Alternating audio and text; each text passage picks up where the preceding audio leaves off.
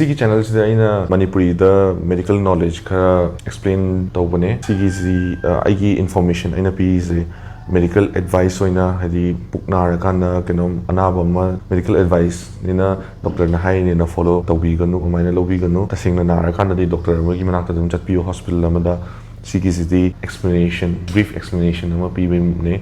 karino haina kemta khangdra kanda understand tawnaba aduna aina sida haiba point khudimak exactly chumamgani na zulobi gano sidi aina aigi friend amada mana appendix na bai jikaino appendicitis na hai jikaino hanga gadi aina mangona takada bu mongdo gyan tanaba adugi type da aina lobiro so appendix hai jikaino appendix hai jikoi intestine se book le ko chakhau stomach loega small intestine hanam sangna small intestine je loega large intestine mapado yodikanda intestine dagi soina khau gi type da yam pick na khoi finger muktang chawraga finger de ju hene pick pa yawi hana tama china thola popot ne ba si je husikan me the human being da kesu yamna mathau leitre ha ga mi khane ung leite hai ke gino na hai pe adu lei but yam important oi ba hadi for example khoi food pipe yaudana hingya de intestine yaudana hingya de stomach yaudana hingbe yam phartani adumaina appendix se yamna kanaba poti oidreba vestigial organ kawiba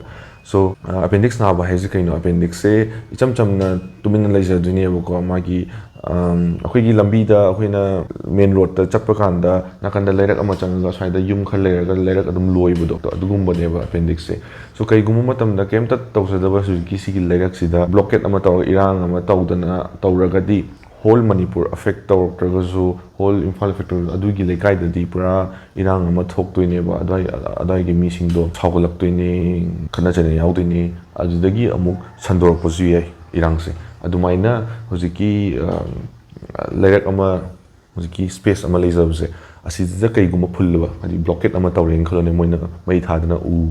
to adumaina hojiki intestine da hojiki appendix ki makhunji da khoina chari ba poche kanjhallaga aduda nungi type ta olaga kakak lauraga phulaba natraga adai do khara pongkhatana khotana kitang infection ama tawbagi pongkhatana mai makhundo sa khoina naton phunba dumaina adugi kinduju pongkhatlaga phulaba chabada akanba battery ghari gi battery gum ha natraga aduhin pikpa mangan maru gum ha akanba potum ya da pot ama charaga aduda changa phungrba adudi kedorni huziki manungda leiba machum gum khar summini adu tholakpa ya roeba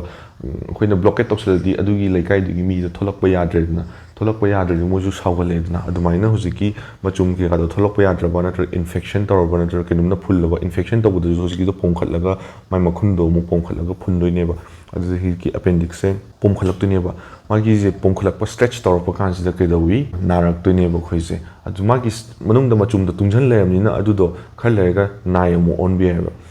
pomkhatle chawkhatlani pomkhatlani ngangsangangani khoi uringum tawrkana pomkhatli ngangi soina pomkhatpa ngangba khotpa tawje asokpa infection tawum inflammation kaweba aduga sik inflammation tawrni ba pomkhatpa ngangba tawrni ba adedi magi manungda machumgum khara thoido mahi khar thoido adudo sum numit khar tungjallaga lerdi infection tawrani nai ola ani ba nai olaga sum pongkhala ani magi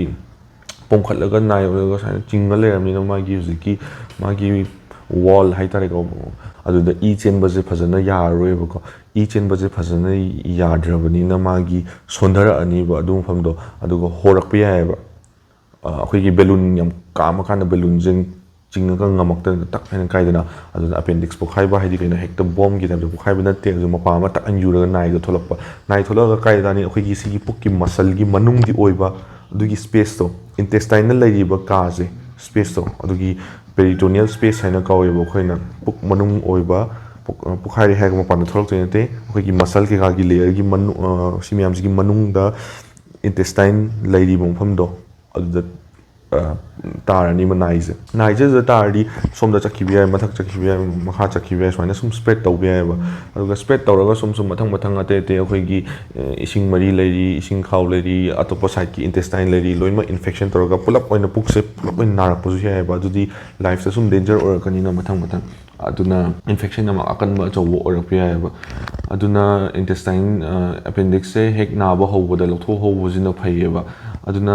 kaiguma matamdadi appendix naring chingnaraga lawthokana appendix oiramdabusu yawi aduisu lawthohobuduna hena phariba kaiginoda yam important oiba organ lawthokpusu natre adagi kaiguma oiramagadi lawthohobuduna hena pharine asingbadi appendix nabra nadabaze doctor na khutna paraga clinical examination tawga dum confirm taw yaba poniba aduisu sometimes soibi yawi hadi oram taw yawi aduna ultrasound tawni ultrasound dum confirm tawni ultrasound confirm tawdrasu ya ne like tagadi tawdrasu yai kanga irine aduisu amu proof ama pi dragadi mina hadi mina di understand tawdamni na enoi nang kamaina pairaga heta hayari no na ultrasound gum zo he he ta holle hadi proof ama tawna ba du akhoi du doctor du kidan confidence to sise appendix oye have the kino leinaba ultrasound na phaba ngam dragasu adum naram yawe ultrasound da nai hydre has adum operation taw yawe am kana na ba mi do phibam social te malagadi adigi CT scan tawga yengazu ya CT scan da ultrasound di tawri ultrasound toy bo doctor da no thibam change CT scan da di machine da no automatically loina scan tawrani adum chawbu chawri adum ayama matam da phaba ngame aduna CT scan tawni amuk CT scan puk nai bu khudima appendix nai mi khudima CT scan ta holo zo mu yade adudi waste of time and waste of resources hadi CT scan gi changi ba pasha ke ka do yamna unnecessary oye na khale aduna ana pai ba kan yeng ba kan doctor du na moi experience da CD appendix na ma le hire di adum appendix na re na low na phai chingnaba operation di taw boda lugada patient natraga mi patient du na hadi akoi di operation tawning de thaja di khote admaina kai gumba yamna chingnaba leiraba natra doctor du na zu oram dradi nam khalaba atop pot oram bi yai na sum khalaba admain tor kana yam confirm tawning kana sumaina ultrasound CT scan gumba tawna one natraga di dum operation taw boda kasam kai da mi gi body do admaina natraga mai chahi da hairo mai occupation da hairo dum operation tok thok kimna phai so aina haiba wa myam je pura exact haiba wa na te just sumaina naina ga da wa lai sumaina hekta direct oibra oitabra haiba do direct kanam ta haiba ngam na te sigumba je by experience doctor duna decide to da wa ne aduga ultrasound to ti kai kino CT scan to ti kai no kai hanga pa mi su yawi adu maram je si leire and so kai gum matam da appendix sai kitang chawkhali kanda phagi bi ai adum adi mathanda phagi ba mislengani ai ju nong phado pung nar ga appendix na tang pum maga next day phagi bo yarum bozia daw yaradi but aduga hidak na phabra operation ta godabra habase hidak china kamain tawri na phari no habida akhoi gi uring gi tabda tawre khalone atang pom khat pado adu hidak antibiotic gum jar dum phagi dana ko adumaina appendix se hojiki infection ma jam tawdana pom khatlaga magi thagatlaga machum chen thawang ngam dawi ngakang na body antibiotic na phagi ni ba natabida akhoi gi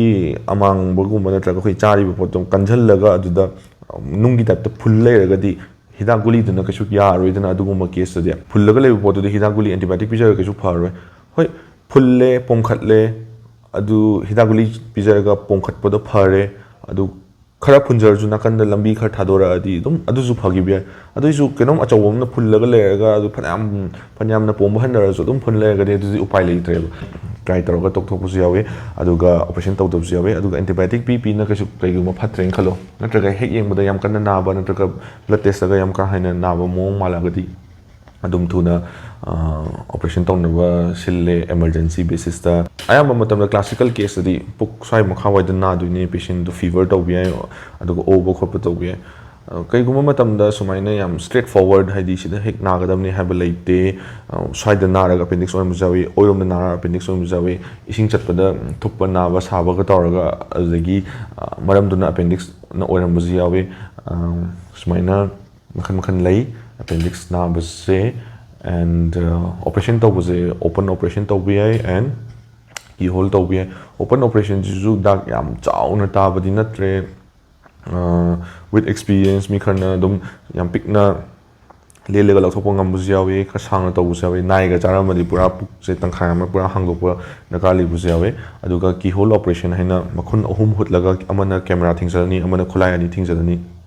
aduga manungda ke keno tawraga hole ahum dagi dak to yam ta da na keyhole operation taw bujlei